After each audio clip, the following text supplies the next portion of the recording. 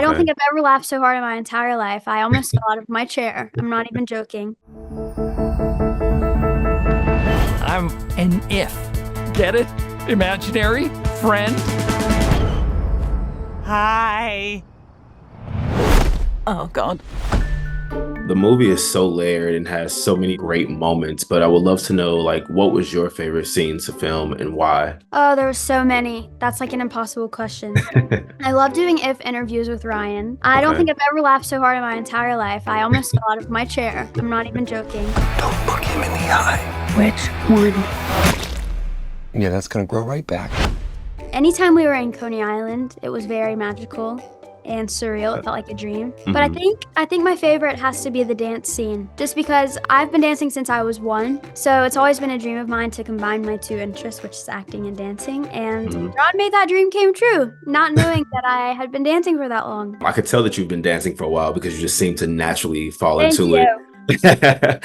How long did it take to like learn that whole routine? Our choreographer was Mandy Moore, who is like an icon. She's so amazing. We were doing prep for the movie and we were in the office one day and she pulled me to the side and taught me a little piece of choreography. Very quickly, it was probably like 20 or 30 minutes. And she videoed it and sent it to John. And that's when he decided to put me in the scene because originally I wasn't gonna be in it at all because he didn't know I could dance. So we were shooting 5 days a week. So during the weekends, Mandy had sent me videos. So I learned the dance off of a video. And we had a few rehearsals so that I could make sure I had everything right, work the things out. And then we shot the scene for, I think, 2 days, maybe? Okay. And it was like the most fun 2 days of my life.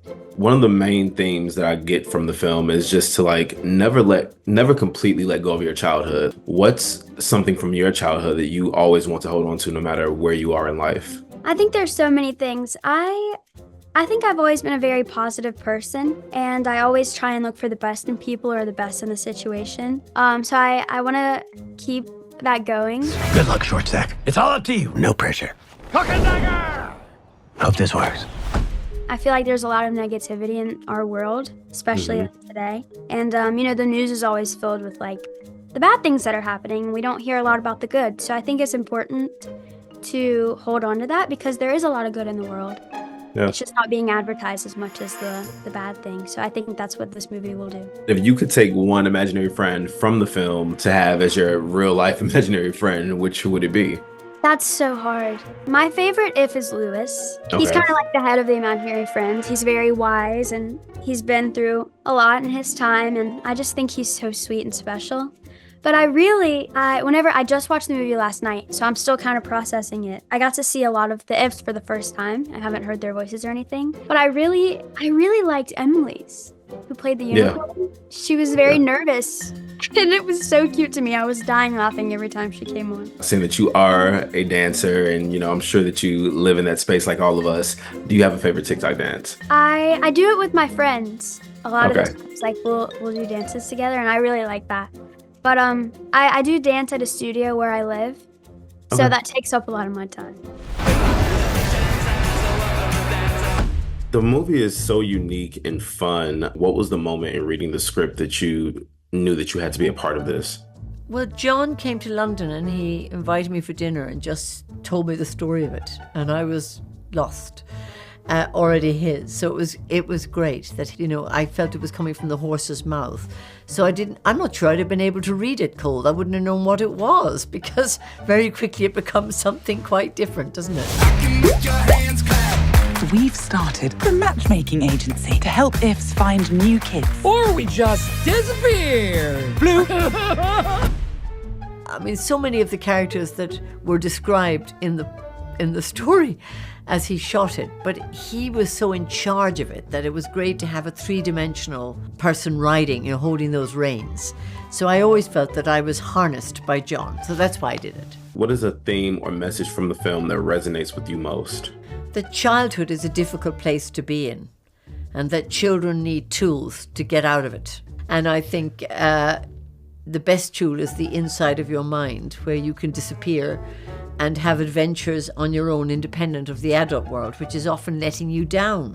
I think a lot of children feel let down. In this case, the father is ill, the mother is gone, and the grandmother is a bit hopeless.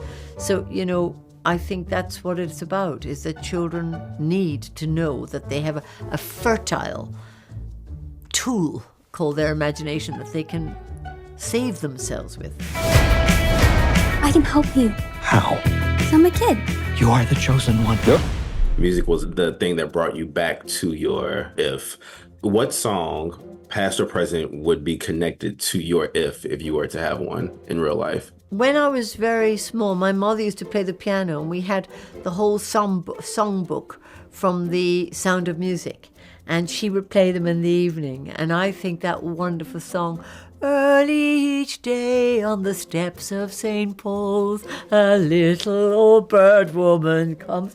I used to find that so moving, and I must have been about 10 or 11 then, yeah. With this being such a movie that's heavily focused on like the CGI and creating the magical world, what did you find to be the most challenging part of that process? Well, I had very little to do with the CGI. You know, I mainly with the little girl, who I loved being with, and I was very grateful that she's a human being who we could have a proper conversation with. But there is a section, of course, in the dance section where the fairy is behind